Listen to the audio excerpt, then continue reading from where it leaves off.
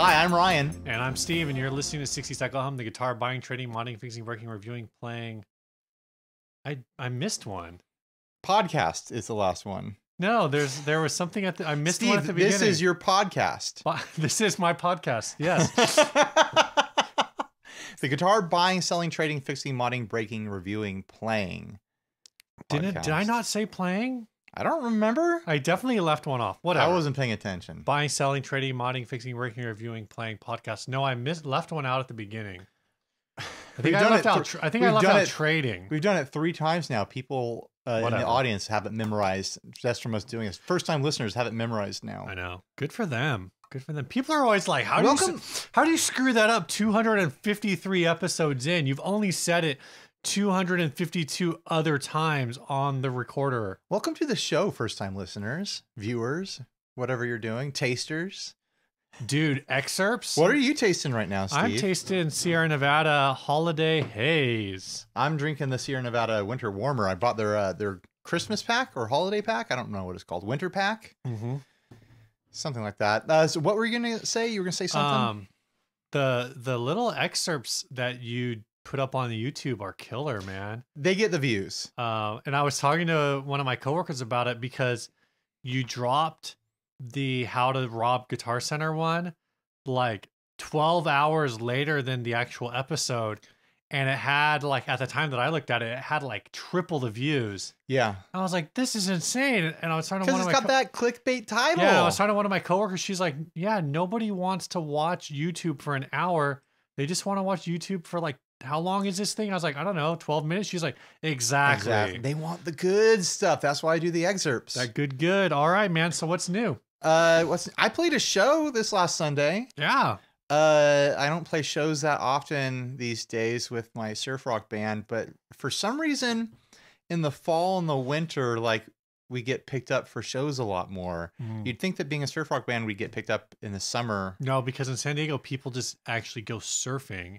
Okay. And listen to rock music, but in the winter, they need to be reminded of summer past. Yeah.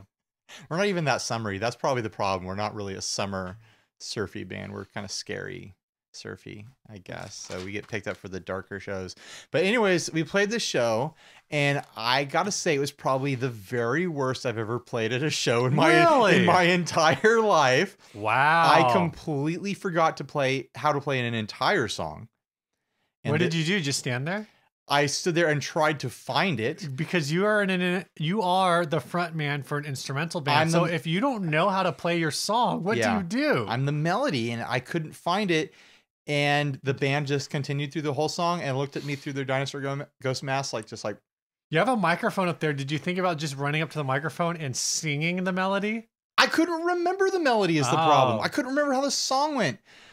Which is crazy because I've been playing the same 9 songs for 6 years. But then completely screwed up our cover of Push It like a bunch of times. See, dude, that's one where you should have just jumped on the microphone and been like, dun, dun, dun, dun, dun, dun, dun, dun. No, I played like a part too long and another part too short, so I was out of sync with the band.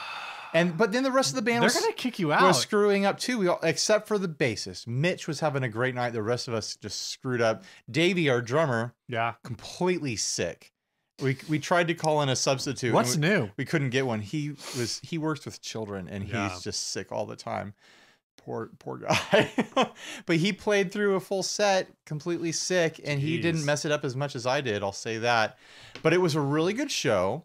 A fun detail of it that I tagged you in a photo of is that I lent the Acoustic 150 to the bass player and the band after us, and it worked out great, which is no surprise. Was that Secret Samurai or Dakaiju? That was Secret Samurai. I actually remember them from like a long. I don't remember if we played with them, or I would be surprised if we did, but Dinosaur Ghost definitely has. It might be that they oh no, I'm thinking there was a band called Secret Apollo. That's who I'm thinking of. Oh yeah, that's a different organization. Different kind of a secret. Different secret. And then we also played with Dakaiju, which is a touring popular surf rock band. Surf rock in air quotes because they're very like metal proggy. like a metal proggy take on a surf rock thing. It's instrumental. It is surfy, but it's very different. Like they have their own thing going on. They're touring all the time. It's crazy. But something wild about that is that the guy from the band messaged me. And I was like, hey, you want to play this show? I was like, yeah, of course I do. Super late notice. It was like a week before the show or something like that. Right. And then he started talking to me about reverb pedals. And he was like, I watched your videos and I'm trying to decide between these reverb pedals. My gosh. I was like, this is weird. Okay, a band that I love playing with and that I admire is like initiating a conversation you're about fully in the business of videos. you're fully in the music business now. I guess so. I'm an influencer, You're guys. an influencer. This is a stupid thing to say. Well, I mean, it is, but that's why I always say, like, you know, if you guys hear about something on the show, the listener, like, and then you go buy it, or you see something in one of our videos and then you go buy it, especially if you're buying it online. That's our fault. We did that. And there's a comment section, be like, hey, I heard about this, or like, I liked the 60 cycle hum demo or whatever. Like, let companies know. Because I think that's also important feedback for them, because you are doing like so many paid demos, right? Like it's important for the companies to know that they're getting a return, that they're actually getting a measurable return, not just theoretical. So back to the show. Yeah. I decided, because I've played with Daikaiju before. I know how loud they are. They have completely switched over to an all quilter rig for everyone playing strings in the band. So it's 3 tone blocks, so 200-watt tone blocks, into 3 4x12 cabs. Wow. All pretty much turned all the way up, as far as I could tell. Yeah. Like, it is a sonic assault on your entire body, like not just your ears. So I decided I want to watch these guys tonight. I want to hang out. I'm glad I didn't go. I was gonna call up one of my friends and be like, hey, you want to go to a show? I busted out the actual like Heroes earplugs. It's like, I'm not gonna endure like the foam ones. Like, no, the ones that have like the little plastic center part. Oh, those are supposed to be for concerts. That's what I'm saying. Right. But I usually just do toilet paper. Oh. Because I have like small ear holes and it's actually really uncomfortable to wear the Heroes. But I didn't want to risk it at all because I knew how bad it was going to be. And I think I kind of screwed my ears up with the Heroes because I jammed them in so hard. Oh, yeah. Like, it hurts in my ear canal now. And I feel like I've got a little bit of like an outer ear infection because of it. You should just, what you should do is, oh man, this would have been a brilliant idea. If anyone out there has suggestions for hearing protection that's good for people with small ear canals, comment to me. You should disconnect the cables from your Ultimate ears. That would work. Yeah, they're so expensive though. Like if they got messed up. But really, like for you, that's probably actually. I don't think the cables disconnect from those, do they? I thought they did. I don't think they do with mine. I think they're in there. Anyway, I mean, it'd be a hard seal, and they're stuck in there pretty good. Yeah. It's just where if something did go wrong, as far as in like falling out and falling on the ground, then I'm never replacing them. I'm never gonna be able to afford to. That's unfortunately, like that's probably the most solid answer is getting custom. But you could get I wish you could get an earplug with like a Comply foam tip. I get a really good seal off of a Comply foam tip. But then the other issue is the Heroes are designed for like hi-fi. Yeah. Like they're designed for concerts. And I will say that whereas anything that's like a perfect seal is designed to block everything. I could hear the show very well through the Heroes, and it was it cut the volume perfectly. It was great. I wish those things fit my ears. Yeah, we're talking about the Heroes high fidelity. If you buy some from Guitar Center, make sure you tell them 60 Cycle Home sent you. Yeah, when you go up to the desk at Guitar Center, go ahead and name drop us. Those were like. I think I own like 3 or 4 pairs of those scattered around my house because they're only like $20, 15, 20 bucks. Yeah, they're not bad. And they were like a game changer for both playing live shows. How hard is it for you to get them in? They go right in for me. For me, I've got to like unhinge my jaw and yank the tip of my ear up to get them to go in. Yeah, no, I have no problem whatsoever. And then they hurt when they're in my ear. I just need to relax, have a glass of wine, loosen up a little bit. Oh my God. Oh boy. What's new with you, Steve? I've been selling more things. So I sold that Ingvade Up Strat, the 70s reissue, Mexican 70s that had reissue. Scalloping. Yeah. The scallop Strat. So I sold that to a dude for like $360. How long was that on your shelf, Steve? Over 90 days? I think so. Yeah, you lost money. But not much longer than 90 days. So you sold it to a dude. Well, technically, it was never on my shelf because I don't have a shelf. Boom! Yeah. Broke the system. Loophole! Woo! So I sold that. And then I sold my fuzz face finally. Dang, you sold some. That actually was on my shelf. Yeah. On a shelf because it's small. Well, it's on your shelf because you want to look at it. You buy a hand painted fuzz face and you want to put that on display. Yeah. Glass case shelf. No, it's just stayed in the box so I wouldn't lose it. Put it on top of like a velvet rag so people can really see its shimmer in the light. So I sold that one to a guy in Japan on Reverb. And after Reverb took their fees and the shipping ended up being like, I think $5 more than what I was charging. Oh no, it wasn't $5 more than what I was charging. It was shipping was more because in addition, normally when I ship, I don't pay for signature and whatever. But in order to get like Reverb seller protection, I just went ahead and paid for it because I don't know, I just didn't want to do it otherwise. All of the other pedals I've sold to Reverb, I've just shipped. Like because it was US domestic, so I just shipped it priority, not using Reverb. Anyway. I kind of like tuned you out for a while. I don't know what you're talking about anymore. Talking about shipping pedals, man. Shipping pedals. Yeah. Well, it's good that you got that stuff stole. It's been on your been on your sell list for a while. Both of those. Yeah, and then and you got that. You had that fuzz face when we did the lemon experiment. Yeah. Was that this year? Think so, but I don't know because we filmed it before running into the Zvix guys at Last that's right. Man. That's right. So you've had that pedal over a year. Wow. It took me a while to get. I kind of listed it and I listed it very high, and I wasn't particularly motivated to sell it quickly. And then in the last like few weeks, I've been dropping it like $5 or $10 when I would remember. My experience, I had it listed at like $240, and the guy offered me I offered it $240 free domestic shipping or $25 international, and the guy basically offered me $240 free shipping, but for international. So it was like $215 plus the shipping I wanted. It's not bad.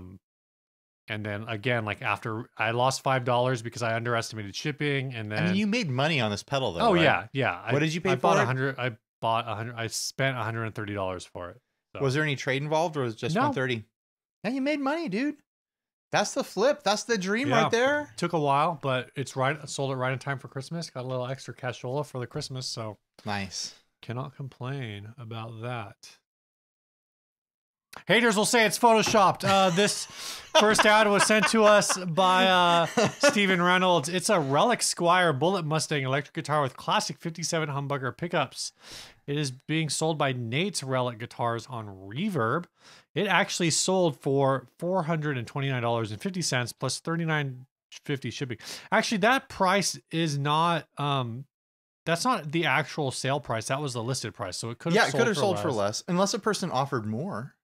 Because they're crazy person? No one would offer more. Yeah, as far as we know, this thing sold for its listing price, which is basically almost $500 after shipping. What we're looking at here is the same Bullet Mustang that I have on the wall behind me. I refinished mine, not like this. Right there. Refinished anyways. Gold star. But this is the original color that you can buy them in, this kind of faded seafoam color.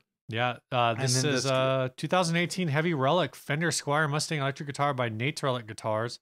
The beautiful aged surf green finish gives it that vintage look and feel of a road-worn instrument. 22 medium jumbo frets. Basically, this guy is doing like a fret leveling and crowning and all that good stuff. Yeah, I mean, there's a lot of modifications here. Intonated. The pickups have been upgraded to Epiphone Classic 57 humbuckers that deliver a nice fat vintage tone. Features a 3-way switch, volume tone, everything works. Solid basswood body. Is it basswood or basswood? I always wonder that. Is it the tone or is it the fish? total guitar weight is 6.5 pounds, a medium C neck, da, da, da, da. Basically, this guy spent a lot of time finishing, relicking, all sorts of stuff. He says, if you're looking for a high quality relic without having to mortgage your home to pay for it, this is it. Durable, buffed and waxed, super slick finish. Comes with plenty of dents, chips, crazing, cracks, blemishes, wear, and rust. No case. This new guitar was hand finished for a relic look in our USA North Georgia custom guitar shop. Well, if he doesn't include a case, this thing's going to get dinged. Since playing styles vary, you may have to make adjustments to the guitar, like adjusting the neck or bridge to suit your style. Check us out on the web at Nate's Relic Guitars. Shipping costs and selling price are firm. So he's apparently did not strike a deal. So a modification that was done to this, which is something I do want to do to my Bullet, is that he swapped the pick guard and control plate. Or maybe he didn't. No, he didn't. I'm tripping. No, that's the original. What are you talking about? I thought that maybe he had put in an actual Mustang pick guard and control plate, but now looking at it, no, this is the original one, because the actual ones are different. You see, there's a curve in this one. The actual ones are a point. So if you upgrade you have to upgrade the other, where it doesn't fit right. So yeah, he didn't use the original pick guard. That's interesting. It looks like he did some kind of sandblasting or something on the hardware. Yeah, as well. it's all like matted, like a matte. How do you feel about him removing the Squire brand from the headstock? Because he took this down to blank wood and then did all sorts of relicking around on it. That looks a little. I mean, I'm gonna be honest about this relic job. It looks fake to me, but then it also looks attractive. And fun in its own way. But you look at the close-up pictures and it looks like a completely fake relic. Like this, there's no way any of this would pass as real wear. It looks like the Disney Pirates of the Caribbean version of a relic guitar. That's actually a really great comparison, I think. It looks like a prop, right? From like an amusement park ride. Yeah. What's interesting to me actually is with all of the wear to the body, I feel like it makes the sandblastingness of the hardware look out of place. Because I feel like it should look like very destroyed. It should look more corroded instead of just matte. Yeah, I like that matte finish look. Oh yeah, no, I don't think that looks. I don't think it's a bad look. There's a lot of great aesthetic decisions here on this relic, despite the fact that it doesn't look like an authentic relic. It's way too over the top and it's way too like cartoonish in a way. Right. But there's a lot of great aesthetic choices here. Like the matte finish, like kind of brushed nickel look that the hardware has in these photos now is very classy looking. I would love to have a guitar that was themed this way.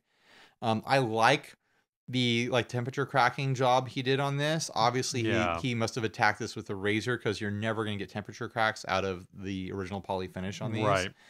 And then he probably, hit it with shoe polish or something like that. The thing that's always funny to me with these kinds of jobs is you look how relic everything is and how beat up everything is, and then you see the shot of the fretboard and the nut, and they're just pristine. Right. Like even the back of the neck is roughed up and relic. Well, the back of the neck is relic in the way that like a lot of higher end brands are doing. They did like the steel wool treatment on the back of the neck. But he also he put like a butterscotch finish over the original finish on this to get this tint. So one of the things that I guess this is coming up on is that this was what, $149 guitar, something like Brand new, yeah. Brand new. Obviously, he's saying it sold for like $430 plus shipping.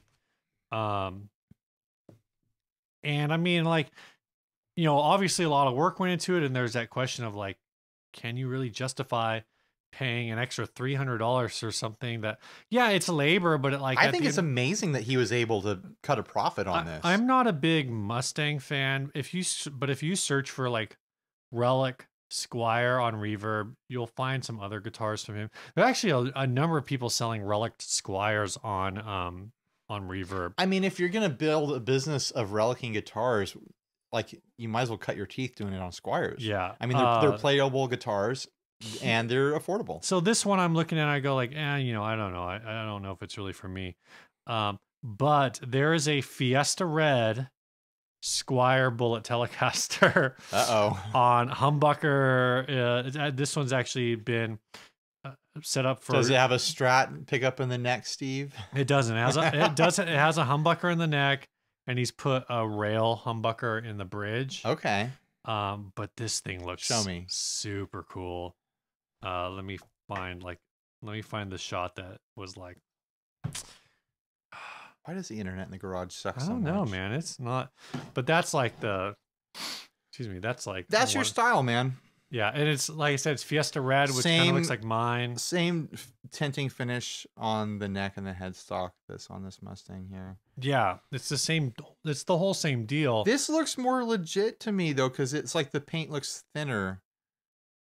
Like you look at, if it'll load this shot, you look how paper thin the paint is. Like that looks like paint that would Relic.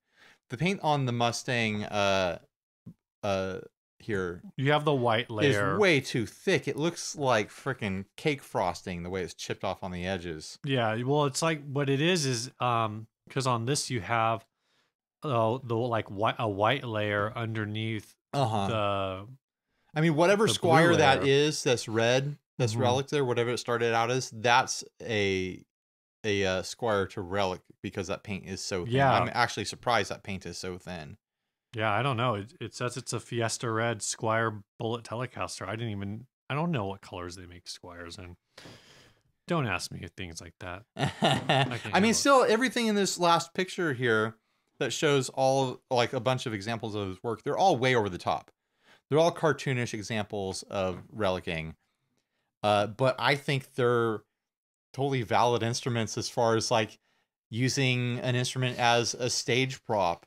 Yeah. Where it's like you want to look, this gives you the look. The vast majority of your audience are not going to be connoisseurs of guitar relicking.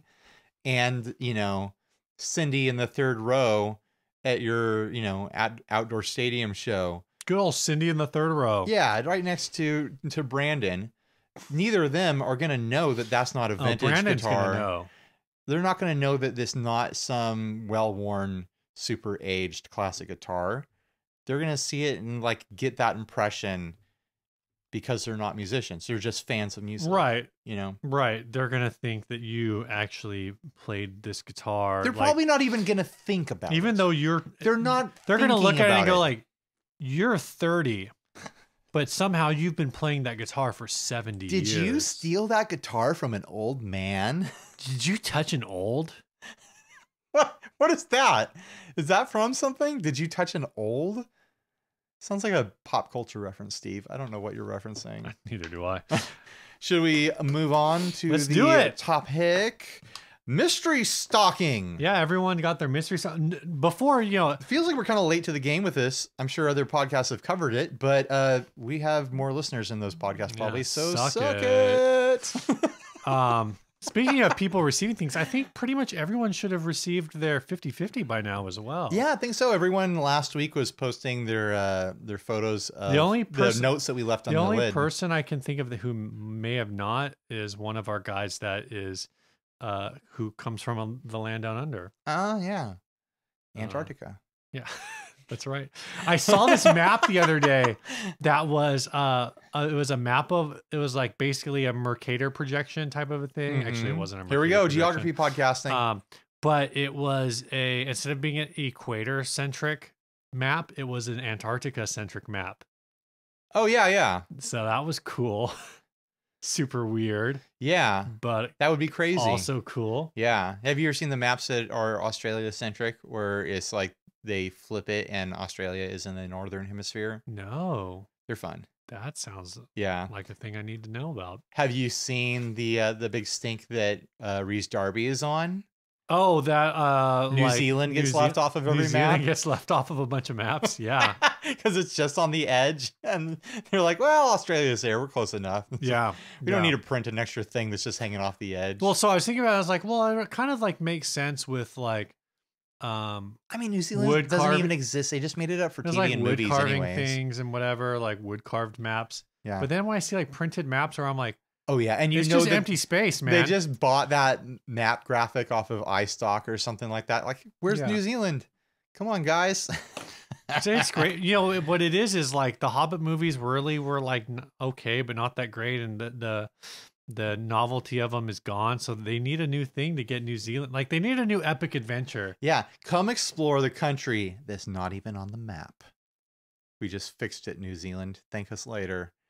Take us on a trip with you, Reese Darby. I want to be your best friend. Oh man. So back to the topic at hand. So every year, Premier Guitar does a mystery stocking. This year, the price went up to $40. What was it before? $30. That's a big price increase. Yeah, it's a 30. It's a $10 price increase. And I got it. I got a mystery stocking. I didn't even try this year. And my wife got a mystery stocking. Damn. Dude, next year. I year. didn't know your wife was into buying like guitar gear that she didn't know it was going to be. She's not. Our credit card information was saved to the computer, so I just did it. Oh, I see. So you cheated. Autofill for the win. Hey, next year, send me your credit card information. I'll buy one for me with your credit card too. Yeah, Steve. I'm just going to give you my credit card information. Yeah, right. Steve's going to steal my identity. Actually, I thought about it. I was like, I could have bought another one with my debit card. I could have bought one with my debit card, one with my credit card, one with my wife's credit card. None of them would have been worth it. Maybe one of them would have.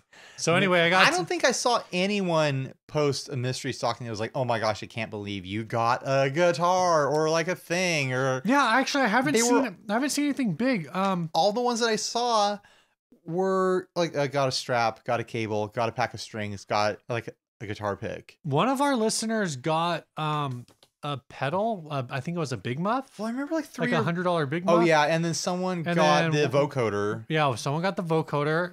Those are good gets. One of our listeners got a Shure Guitars Thornbucker. They're gonna pronounce them sewer. It should be spelled sewer. Yeah, I don't know how it's pronounced. I should watch one of their videos like I did for D'Addario. D'Addario. It's very important for you to get that particular company name right, Steve. D'Addario. Why can't they just change their strings to be Planet Wave strings? That's so much easier to say. Let's save that criticism for another year. So anyway, so the first box I got was actually both boxes. I will say were kind of a bummer. You spent $80. $80. You got 2 boxes of bummer. I got 2 boxes of bummer. But every year it seems like the same thing, and I never feel like, gosh, I wish I'd done it. I wish I'd finally pulled the trigger and gotten the stocking. My first year's box was good. Well, I feel like 3 or 4 years ago, like there were a bunch of people like got guitars. No, I think got like bunches of pedals. But that's the thing is, I think it's just a crapshoot. Like I bet if you went on a bigger. Nah, I think it's too popular this year. I think they thinned it out. I think they thinned it out? I think they sold more stockings and had the same amount of loot, and so they thinned it out. I mean, and they charged more money. Technically, too. I did get $40 worth of stuff because the Fender for MSRP. Because the Fender clip-on tuner is like $15 on Amazon, and the packs of strings are like $6 or $7 a piece, and blah blah blah, whatever. Here's the thing, though. The biggest problem with the strings is like one of the packs I got was electric 9s, and the only use I have for 9s is I put them on guitars that I'm trying to sell because they're like doll hair. It makes them easier to like play. Oh, okay. Yeah, it makes them feel faster. And if people like pick Steve's a freaking manipulative seller dude, over here. This is how you make it work. Plus, I don't play 9s, so I don't have any other use for them. I'm not going to put my good strings on there. I'm not going to put my D'Addario strings on there, man. Those are the strings I want to use for my personal guitars. Save it for when we're making money. At this point, we should just spill the beans and say that... is it official? Have you signed? No, I haven't. I wanted you to look over the contract. D'Addario's planning on sponsoring all of 2019 with us, so we're excited about that, and that's what we're teasing. So big thanks to those guys. It's exciting to have a company that's that recognizable and that huge take notice of us and want to make us part of their advertising plan. Yeah. But anyway, so one of the boxes, both of them came with varying amounts of bummer. Is that the episode title? I did get two packs of acoustic strings that I will use. I did get 1 pack of electric strings that I think are 10s, so I'll probably get some use out of those. The Fender clip-on tuners, both of them are now attached to in my acoustic guitar cases. So if I ever actually play acoustic guitar again, those will get used. I used to make fun of the clip-on tuners, but I've been using a Snark around here for demo stuff, and it's super convenient. Yeah. As long as I don't lose it, as long as I make sure that I know where it is, like it's for like recording stuff, it's way more convenient for me to slap that on there and tune really quick than to hook up a tuner with an extra patch cable and power to it. Yeah, you know, exactly. I got like both boxes just had different cables in them.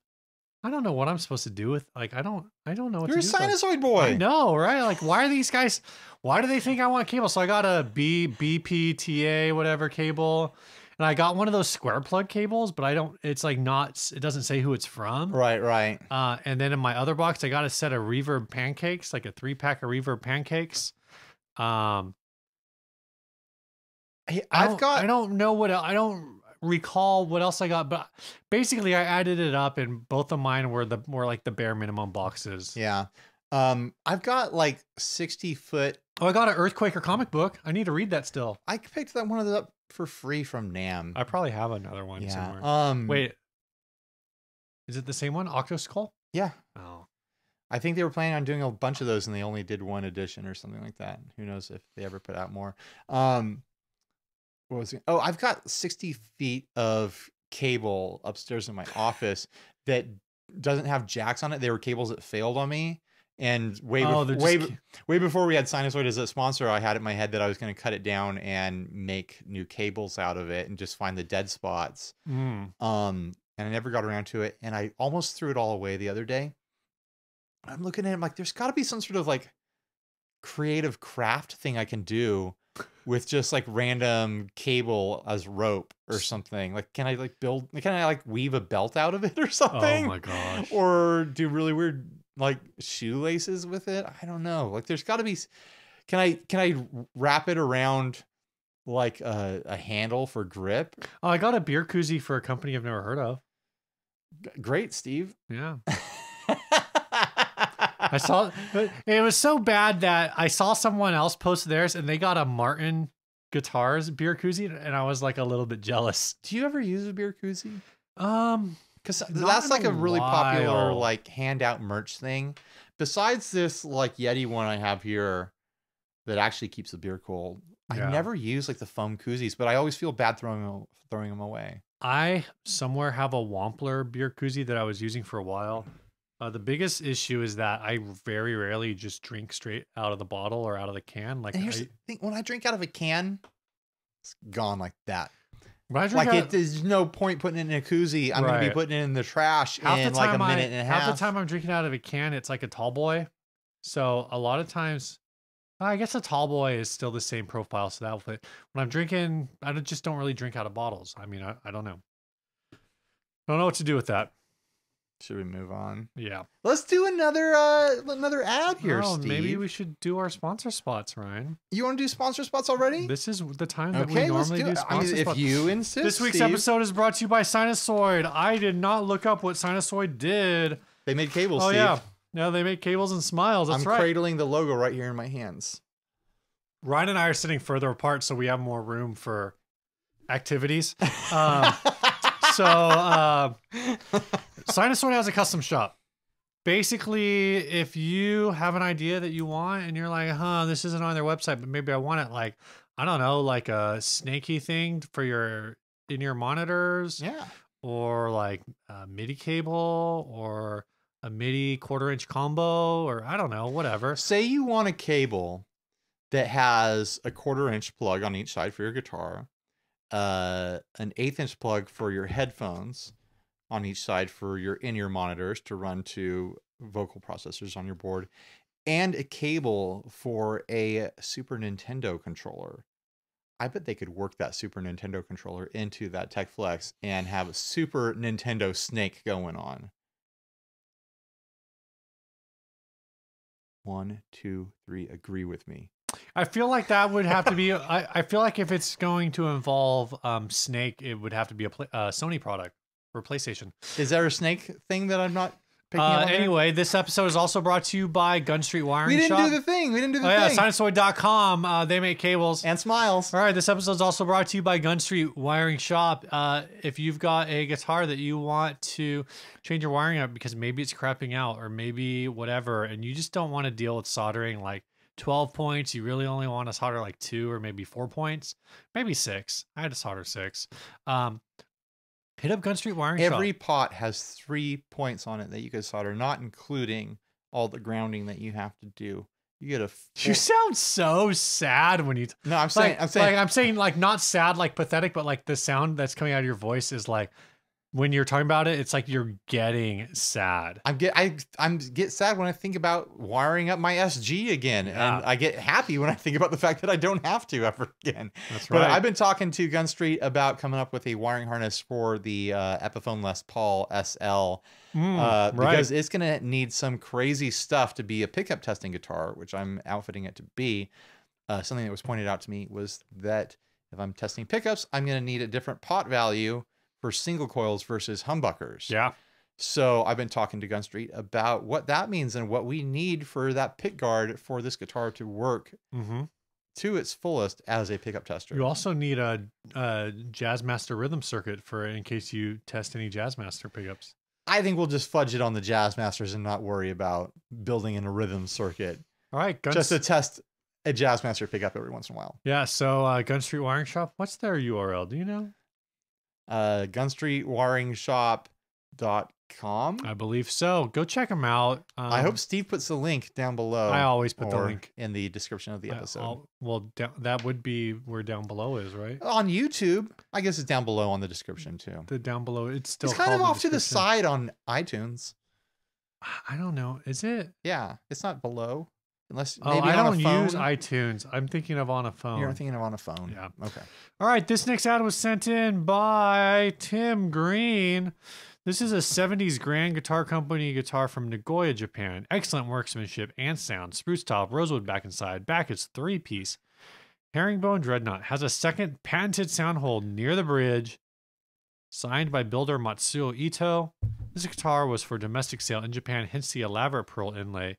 Some fret wear and some dinks. Keys have wear but work fine. No warpage in body or neck. I realize that's warpage, but I kept reading it as warpage. Like, hey, why not? Action is great. Comes with hard shell. You pick up. No delivery. Cash only. No checks or money orders. No trades. Nigerian scammers need not apply.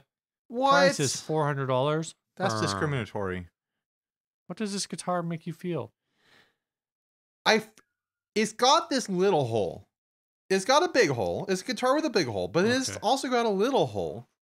What is the purpose of this patented second sound hole? We're looking at an acoustic dreadnought guitar here that's got your normal acoustic sound hole. And then it's got this little hole that's like being overlapped by the bridge almost. Like the binding detail around the hole. Yeah, the herringbone detail is being overlapped by the bridge. You got this little hole that it doesn't even cross all the way underneath all the strings. It's only underneath the middle 4 strings. Yeah. I don't know what to make of this. Like, I guess I could get the concept of like, oh, this little hole lets a different set of frequencies through or something like that, or lets it breathe a little better. You know, for that when you mic it, right? But it kind of just looks like this guitar has a glory hole. Wow. But like the strings are totally going to get in the way of any kind of normal glory hole activities. I'm baffled. I don't know, man. Because I'd think that you'd want to have more wood around the bridge to catch more vibrations from the bridge, to spread them around the guitar more, so you get more vibration off the soundboard. Yeah, I mean, like putting a hole that close to the bridge just seems like you're going to be cutting into your resonance. There's no explanation of this except that it's patented. Oh, okay, then I won't steal it. Yeah. You know, it's not. I mean, if this was supposed to be a hole for a dick, it wouldn't be under the strings because those strings get in the way of that. We'll just say that. So this is not. I'm just gonna put it out there. I'm gonna just say I don't think this hole's for dicks. Great. It's I don't know what purpose it, because it's, you know, it makes sense on like the Tacoma guitars or whatever, where they have the top like on the side sound hole, so you can like hear yourself better or whatever. But also it leaves like that big piece of wood around the bridge intact, so that the soundboard can, you know, be activated by the resonance of your playing. I don't get this at all. I kind of like the look of the little hole in relation to the size of the big hole and the extra herringbone around it. This is like an execution 9 and a purpose 1. I want to see this hole in a different place. I think it would look really classy if this hole was in the middle of the pick guard, like cut through the pick guard, and then it would be so much easier to drop your pick into the guitar. Or it could be like Ovation style, where it's up on the upper bout or something like that. Or it could be, there's the guitars now that have an extra sound hole on the actual top edge of the guitar that faces you, so you can hear it more, and it doesn't cut into the soundboard at all. It's a goofy concept. Yeah, I just can't figure out what this is for. Obviously, this is a 40-ish-year-old guitar. So it looks like a documentation. It looks like you surprised a Cyclops. Just like, oh my gosh, whoa!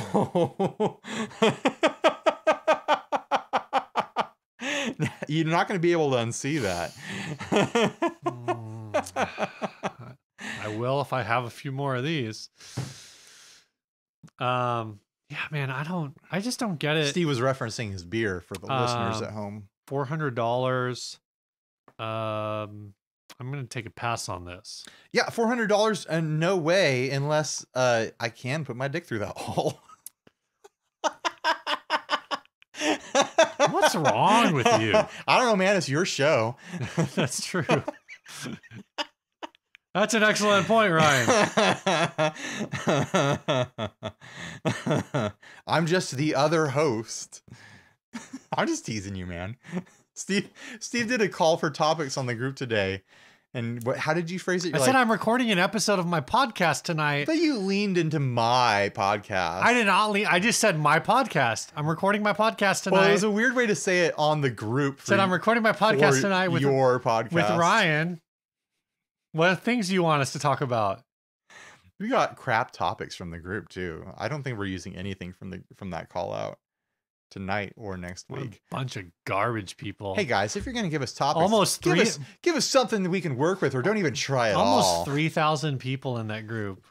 Can't even get one good topic. Well, to be fair, you didn't pin the post to the top. Oh, come on. It was active. It was getting bumped to the top all day long.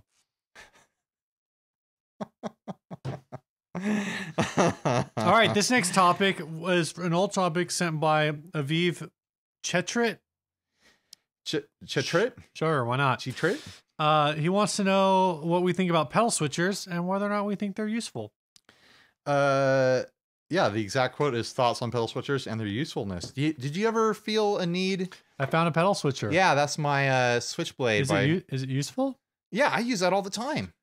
We have a pedal switcher and it is useful. It's a short topic. All right. Do you ever, here, let me see that thing. Do you ever find yourself needing a switcher or a looper or anything like that? Or I've thought about getting, excuse me, man.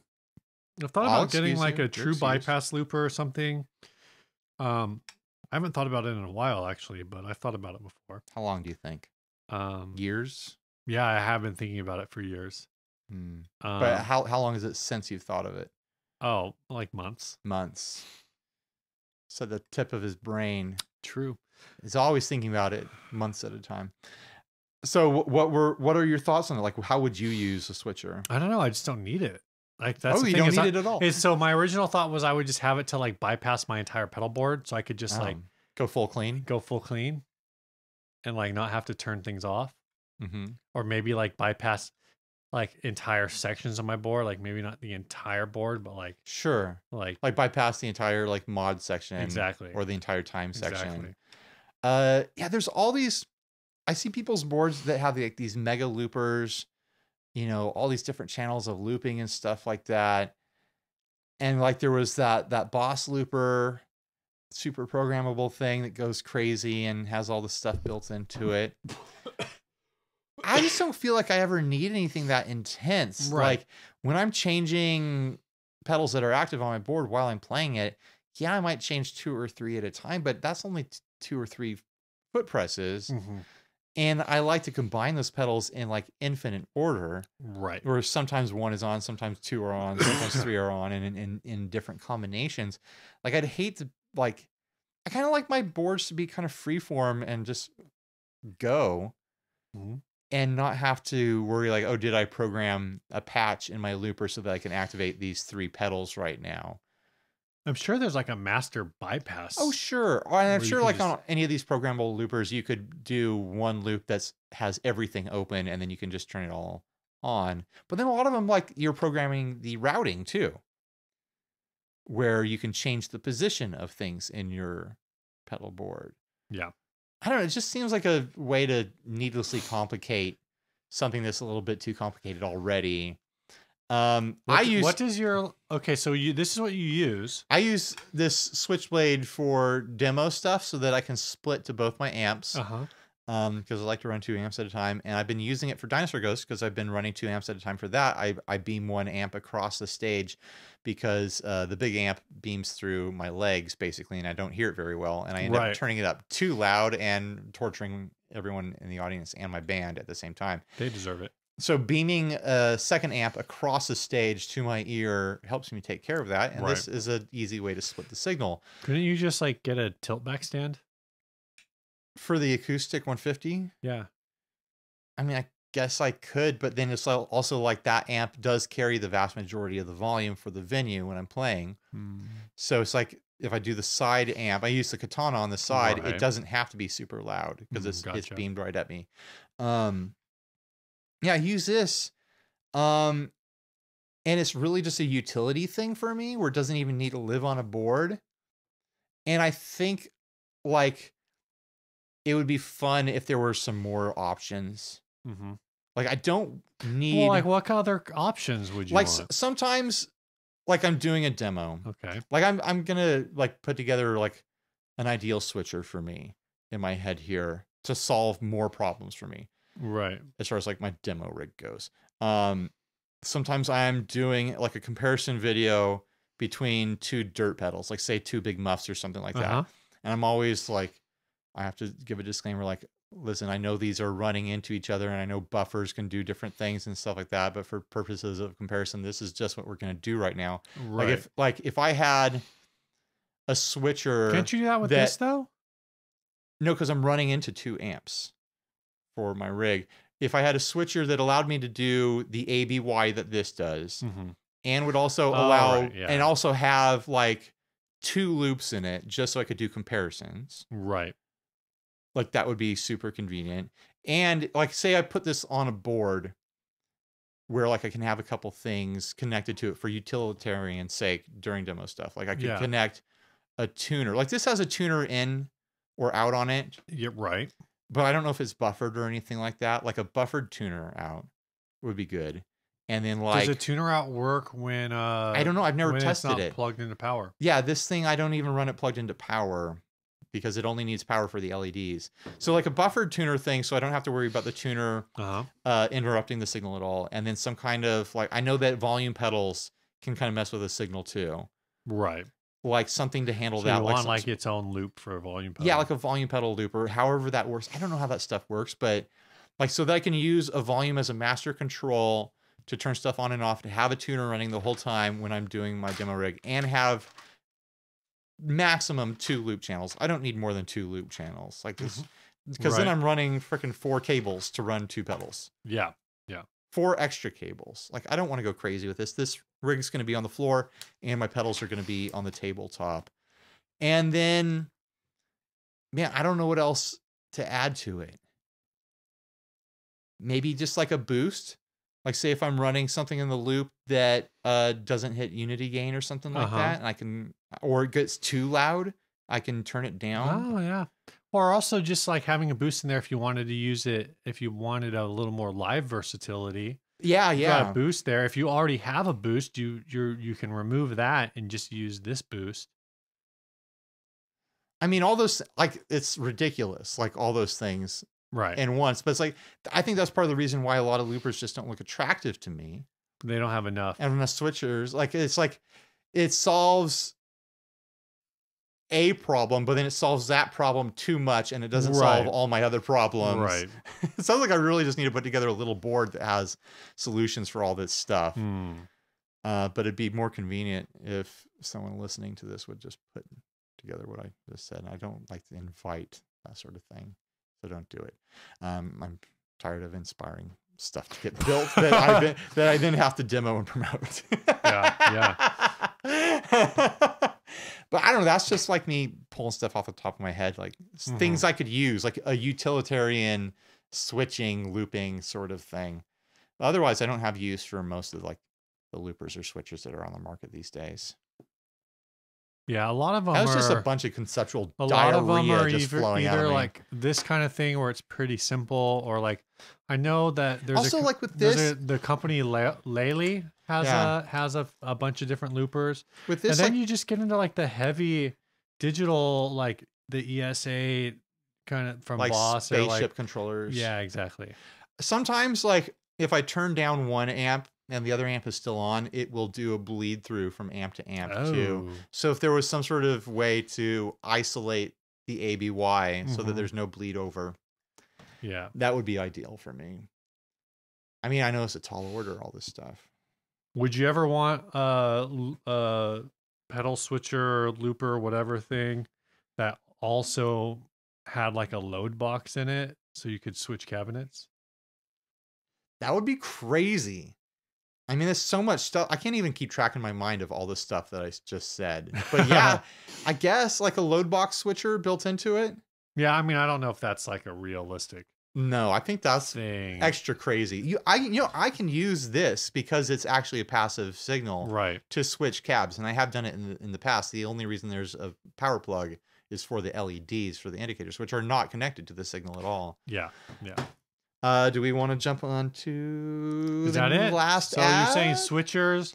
Switchers are okay, but they're not useful for you because the one that you want doesn't exist. Basically. Okay. And if it does, it probably lives in Tahiti. All right.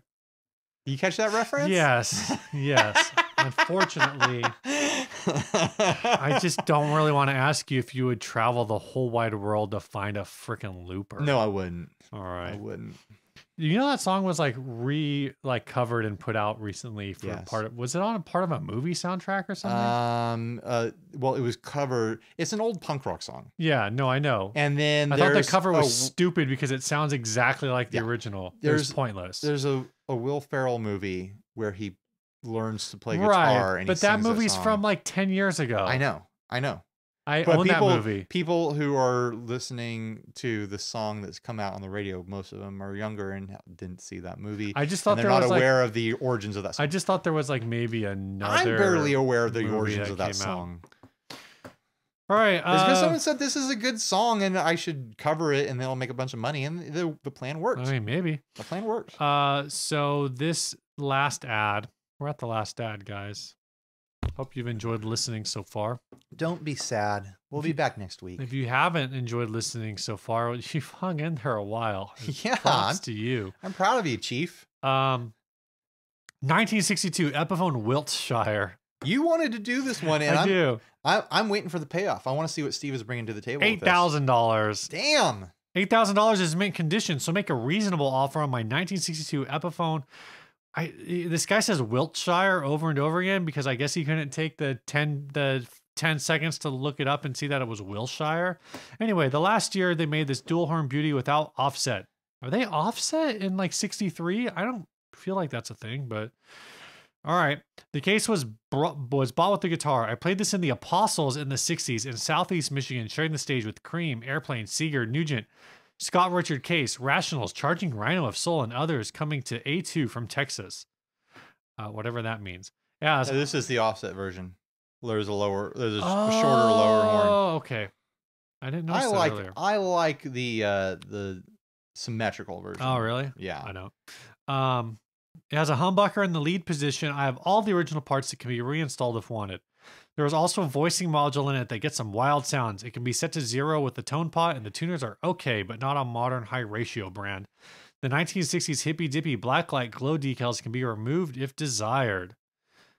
I will advise any purchaser how to do this or can do this before it's shipped.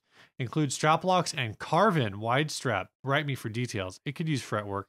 I have some fret wire that I was going to install and will ship it with the instrument. Make a reasonable offer. I reserve the absolute power to not accept any offer for this rare bird. I want it to go to someone who will value its history and ultra playability. To and above the 12th fret. It weighs about 7.75 pounds and with the case about 20 pounds. Unsure of final shipping weight when packed properly. No agents or third-party intermediaries. Pay by money order or cashier's checks. All that slick stuff. You can buy a money order, pay to yourself, and cash it where we meet at a bank. And then pay me in cash. Perhaps wiring a bank might work, or PayPal or Square Register. We'll have to check this out. Want us both protected. If you write something stupid, you will not be answered and blocked if possible. Thank you. So the whole thing with this is, yes, there is one of these. Did he play with yes? There is. You would think so. There is one of these listed on Reverb for like $9,000 in dead mint. Yeah. There's ones from like. Have you ever played one of these? Maybe it's a different body shape. I'm not sure, but there's a couple more that are like around 6,000, 6,500. Have you ever played one of these original ones? I have not. I played one at Buffalo Brothers one time, and they're great. The vintage ones are fantastic. I would super love to own one of the original. So ones. I know the price on these has like gone super up. But this thing is not mint at all. This has like random knobs attached to it, like just pots glued onto the surface. And weird. Or maybe that's the tone circuit. I think that's the tone circuit. There's 3 of them that I can count. Yeah. I have no idea how those are hacked in there, but it looks like it's probably damaged the guitar. Yeah. Okay. There's awful stickers all over this. Yeah. $8,000 is mint condition. What is a reasonable offer for this? Oh man.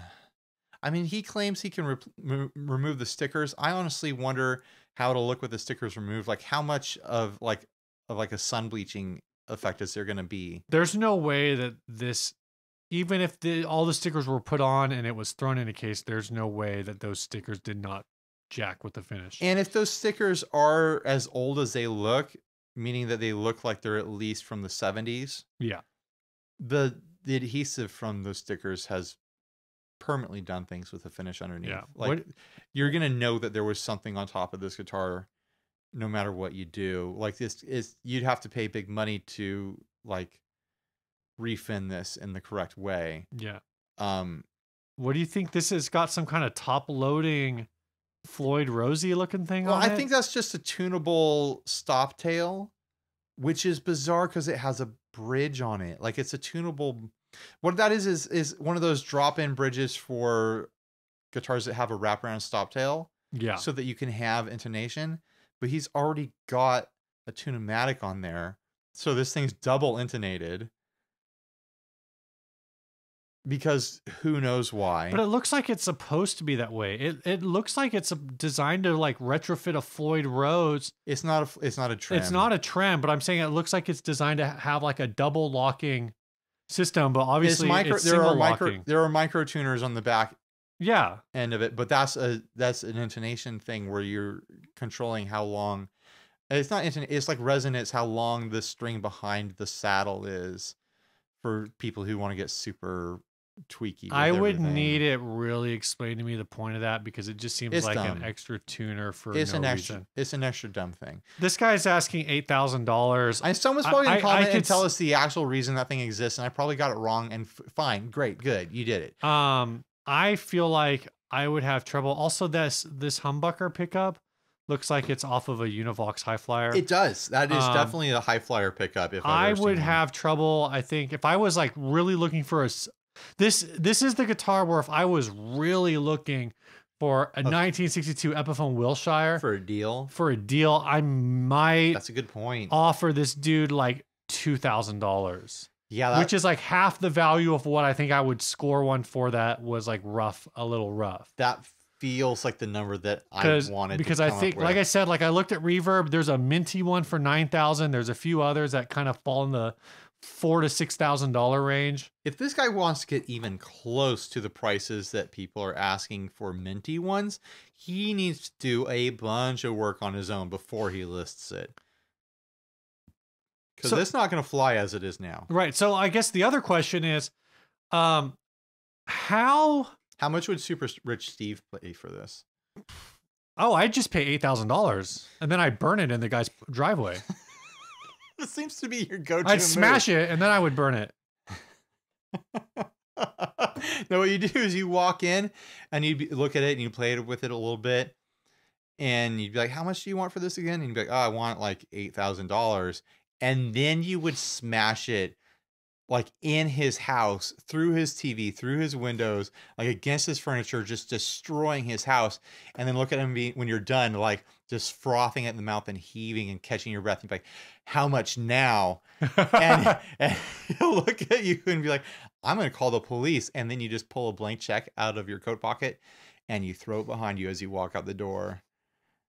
Here's what I do with this. Here's what Super Rich Steve does with this. Super Rich Steve pretends to be a huge fan of the Apostles in the 60s. Was that this guy's band? Okay, maybe I'm missing something. Maybe in Southeast Michigan, like this was a band that meant something. Okay. But like, I just can't imagine like, I played this guitar with your favorite band in the early 2000s, sharing the stage with My Chemical Romance and Cypress Hill. Right. Those things are true. None of our instruments are worth anything more because that's true. No, what does that even mean? The whole premise of this guy's value of this guitar is completely off base and completely whack. Just because he played with people and he has good memories of playing this guitar with those people, like not with those people, like his band played and their bands played. Yeah, yeah. Doesn't mean like any of the value of those players rubbed off on these guitars. If guitarists from those bands had played this guitar, it wouldn't have made this guitar the value that he's trying to get for it. You know? The only way you get the value for, like, this is the kind of ad that pops up. And the only way you kind of like even get this kind of value is if it's like, I don't know, actual Ted Nugent is selling off guitars on Reverb. Right. Come to Ted Nugent's Reverb store. And there's going to be like some guitar like this that's all like hippy dippy punk rocked out from the 1960s before he moved on to Birdland's, like Birdland everything all the time. Right. And it's going to be listed. Why do we know so much about Ted Nugent? Everyone, he had a signature Birdland. Like, he's known for why that. do we know that? Why do we know stuff about this guy? Because that's a musical fact. It drives me nuts. That's a fact. It's a fact. It's a fact. Guys, it's a fact. I mean, why do we know that the Talkbox guy, Peter Frampton, plays Les Pauls? Because it's a fact. It's just a fact. We know facts, guys. This is a fact-based podcast, and we know facts. Facts. Yeah. We have the facts. We have the facts. Fax me the facts. And we're voting yes.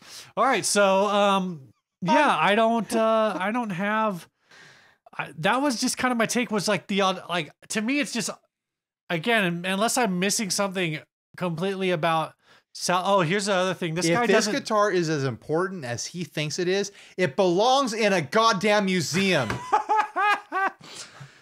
Unless I'm just like completely missing something, like you'd have to be a fan. You'd have to know who this guy is. Right. You'd have to be a fan of this band. You'd have to be sitting around going like, "Oh man, I still play my Apostles records on the regular." The good old days. I'll never get those days back. I wish I had a memento. Like, I'm trying to think of like, I've got all these piles of baby boomer money. I just wish I could spend on something. I'm trying to think of like a band that was like big in San Diego but never went anywhere outside, like beyond San Diego. You mean like the Beat Farmers or the Rug Burns? I feel like that it would have to be like that kind of a thing, like Steve Poltz in his old age selling a guitar, talking about how he played on the same stage as Jack Johnston and Jason Mraz. Right. Or whatever. That guy wrote that song for Jewel. They were dating. I did. Yeah, no, exactly. Sure. The story is he wrote it down on a napkin and he's like, I don't want this song. You can have it, Jewel. Yeah. And then they broke up and she got famous. Oops. Probably broke up because she was living in a van down by the beach. I think. I don't know. Was the story? I don't know. There's all this folklore around Jewel. Yeah, and even like Steve Poltz, I feel like if you played like Hitchhiker Joe, like people outside of San Diego are gonna. That's Steve? That's a Rugburns, yeah, right? that's the Rugburns. I'm surprised that you know Rugburns song. I used to like every time we would go to a show. I know it from you. Okay. Also, I know it from the radio. You heard the Rugburns on the radio? Yeah, they've played like they used to play it on like the local show on 91X. They would drop some Steve Poltz stuff every once in a while. Gotcha. Because they barely played it for like a week when I was very first a teenager and listening to the radio. When you I've heard just a little tiny tween. I feel like I've heard the Beat Farmers on the radio, local radio too.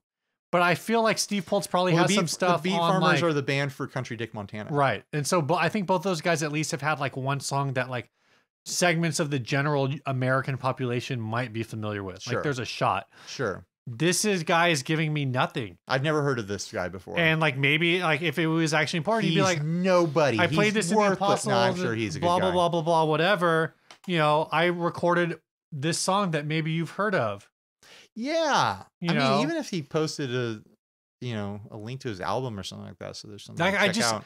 I really can't think of what like the Southern California equivalent would be, because I was thinking like, oh, maybe this would be like the equivalent of like POD or Switchfoot or whatever, but they all have like national, like international mega stardom hits.